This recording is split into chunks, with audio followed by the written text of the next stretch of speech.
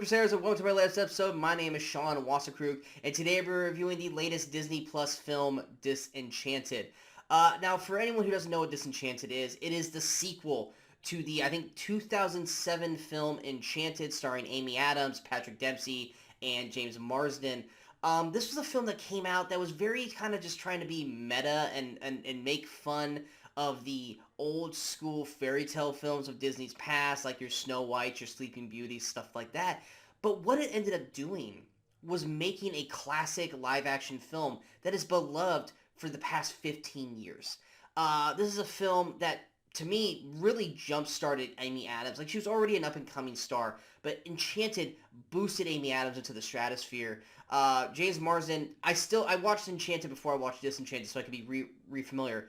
James Marsden kills in this first role. He gives 110% in Enchanted, and I don't think he gets enough credit for what he did in that film. Idina Menzel, this was when she was still kind of more acting and not really in the, like, well, I mean, people knew who she was, but she wasn't like Frozen level, celebrity kind of thing. And then of course you got Patrick Dempsey. That was right in the middle of obviously Grey's Anatomy, so he was already kind of very, very popular.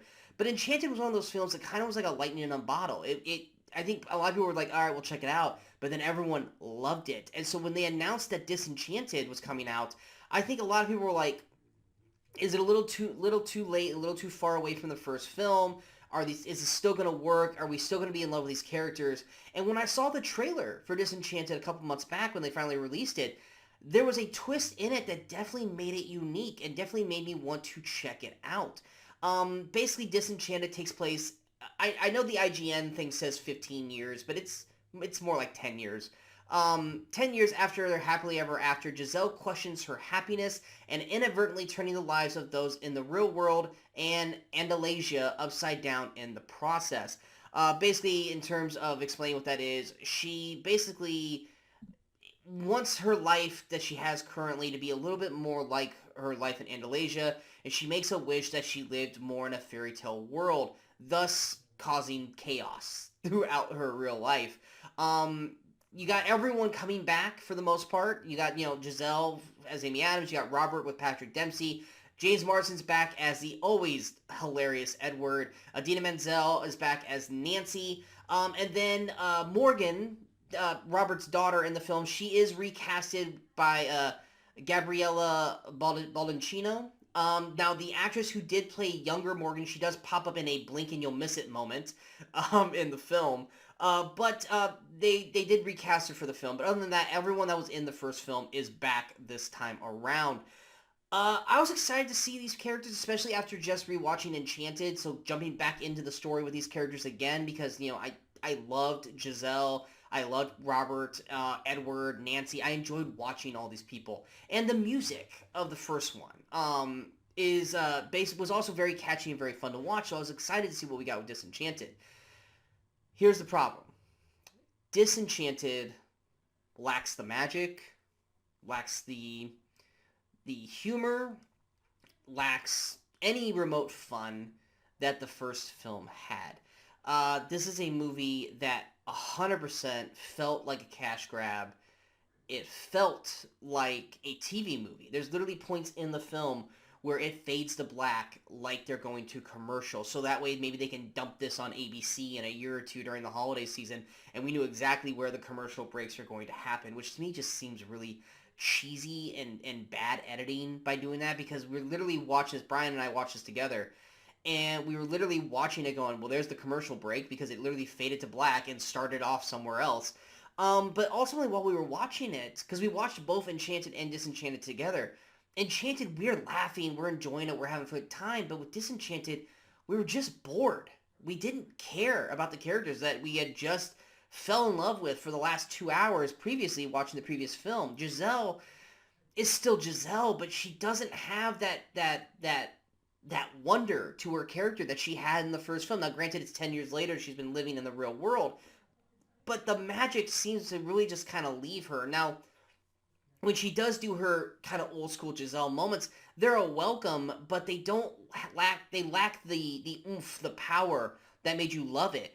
Patrick Dempsey's Robert is barely used in the film. He seems like he was more forced into coming back than more so they wanted to come back. They give him a plot that kind of just gets him off screen for most of the film, which was a real disappointment because I was excited to see Patrick Dempsey back on screen. And even though the plot they even give him was kind of stupid, and I kind of wish they would have done the Robert character better. Edward and Nancy, their characters, I was excited to see them come back on the screen. Edward, once again, James Marsden, barely used in the film, probably because he was shooting something else, so he's barely in the film at all. He gets maybe 2 good scenes in the movie, and then you don't really see him anymore. Now, Idina Menzel's Nancy gets a lot more screen time and a lot more music, because obviously Frozen 1 and 2 has happened since the first Enchanted film, so they felt that they had to force Idina Menzel's Nancy into certain moments of the film and give her 2 songs, which... As I like Idina Menzel, but neither song is that great, and it really kind of felt like they were just really trying to latch on to the Frozen popularity by giving her songs that were unnecessarily belted out just to belt out for the Frozen effect. And while she doesn't put on a bad performance acting, the songs didn't hit. And in fact, I think maybe one song in this entire film hit, and that was the song that Giselle sang with new character Malvina, played by Maya Rudolph. They sing a song together. That's the only song to me that actually seemed to really work for me overall.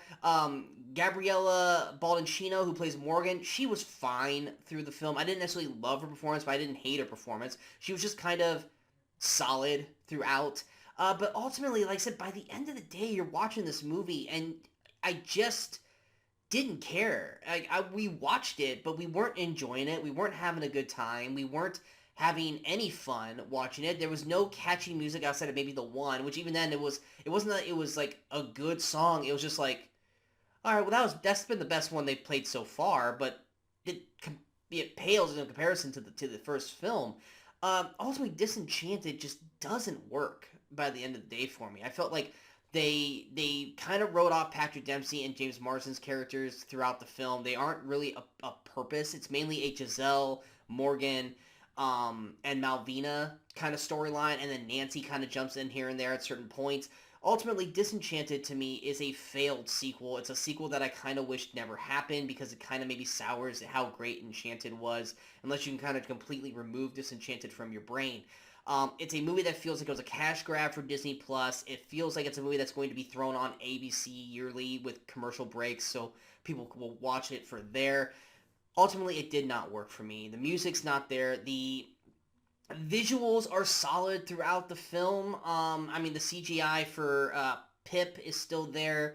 It was kind of a bummer. It did not work for me overall, which I was really hoping to really like it. I was excited. If you watch my fall preview, I actually had this as one of my higher rated most anticipated films, because I loved these characters and was excited to see them come back. But ultimately, at the end of the day, I was just straight up disappointed with Disenchanted.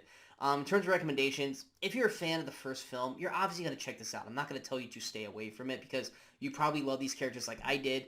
But at the end of the day, if you've never watched Enchanted and you watched it on Disney Plus because you were anticipating to watch Disenchanted, I don't think you need to see it. You don't have to go out of your way to see Disenchanted. It's not a movie that's going to entice or make you fall in love with this movie more, or make you think the Enchanted, I don't want to call it a series or a franchise because it's only 2 films, but it's not going to make the first film better in comparison, except for just putting it up against a less than stellar sequel of itself.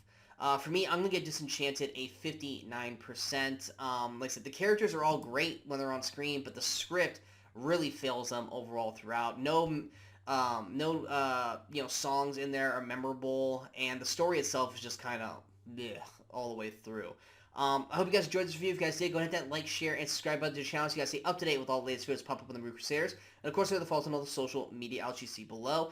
Coming up next, we have reviews for Slumberland, Christmas with You, and The People We Hate at the Wedding. We also have reviews for Spirited and The Menu, also on the channel as well as many movies that are coming out here in the next month. So there'll be lots of reviews popping up on the channel when I see them and have time to shoot. They will be up on here. Plus, Brian Muggs and myself will be back doing a Marvel MCU phase show. We will be going through each phase of the MCU, talking about our favorite moments, performances, and rankings of each of the films in those phases. as well as many, many more videos. So feel free to check all that out when you guys have time. And until next time, in case I don't see you, good morning, good afternoon, and good night, Movie Crusaders.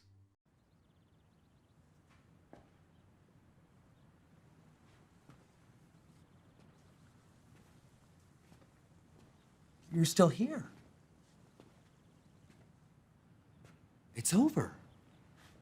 Go home.